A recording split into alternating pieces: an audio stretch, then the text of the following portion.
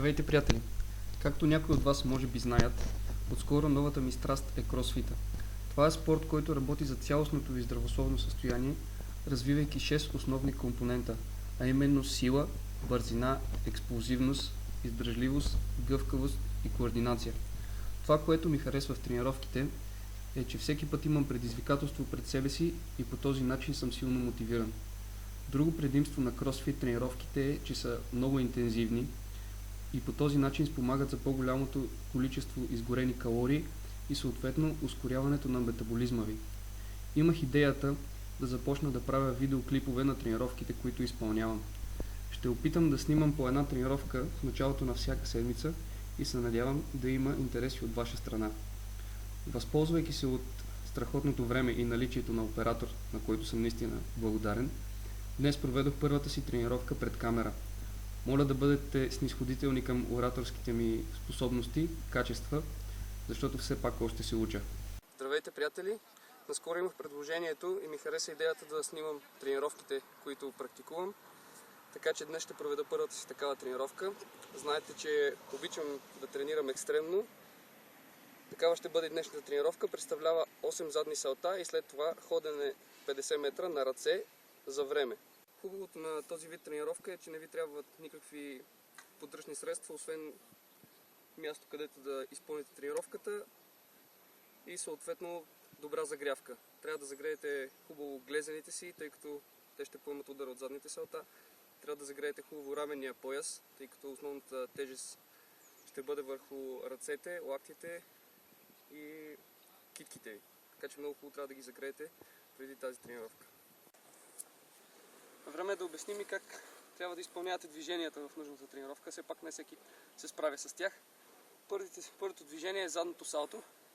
То се изпълнява като скочите директно нагоре, изпълвате ръцете нагоре, сякаш имате нещо над вас, искате да го хванете. Погледът ви е директно напред, вкарвате таза и рамената ви отиват леко назад, като изпълвате ръцете.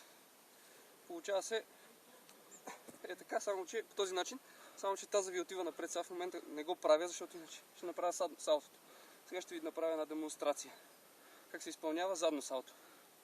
Навеждате се и от тук замахвате силно с ръцете нагоре, скачате нагоре и групирате. Най-важното нещо, групирате, без да се отказвате.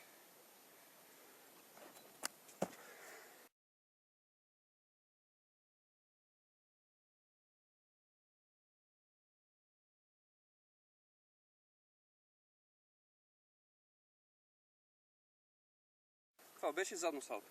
А сега документираме ходенето на ръце. Може би е по-трудно да се научите да ходите на ръце, отколкото да направите задното салто.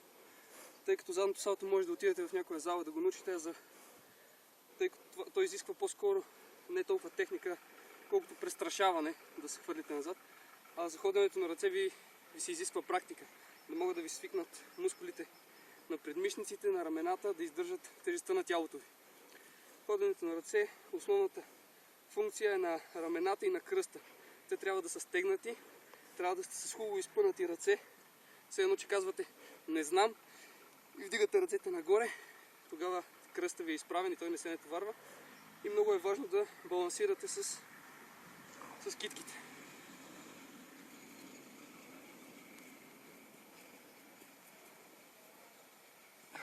Съответно това беше демонстрация. Време е да пристъпим към изпълнението на тренировката. Хронометъра е с мен. Ще го стартирам и започвам тренировката. Ходенето на ръце ще бъде от линията на тъча до линията на малкото наказателно поле на футболното игрище. Тъй като нашия стадион е малко нестандартен и цялата му дължина 65 метра, точно някъде около 50 метра отиване-връщане се пада нужното разстояние. Включваме таймера, хронометъра и започваме с салтата.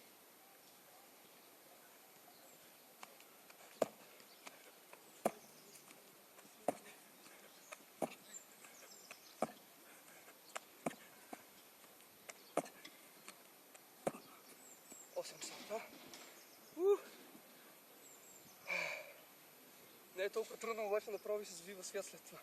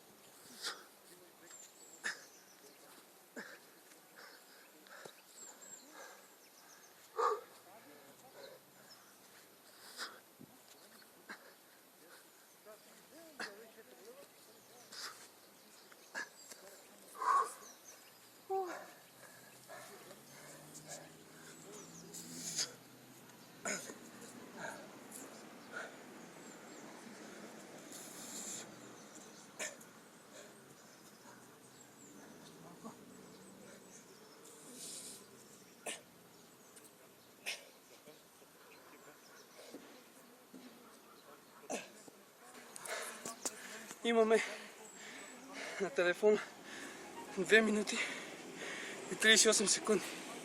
Но при условие, че аз се забавих около 5 секунди, за да отключа телефона и да стартира, да стопирам таймер. Значи може да кажем, че съм го направил за около 2 минути и 33 секунди. Изпълня тренировката. Това е доста натоварваща тренировка за рамената. В началото от целта ми се зави свят и после имах нужда от време, за да мога да тръгна да ходя на ръце. Много добра тренировка. Това беше краят на днешното видео. Надявам се тренировката да ви е харесала. Можете да споделите видеото и съответно да напишете коментар. Било то положителен или отрицателен. Приемам вашата градивна критика. Ще се радвам да разбера, че и някои от вас са успяли да завършат тренировката успешно, без да си чупят главата, без контузии. И се надявам да се видим другата седмица отново. Довиждане от мен!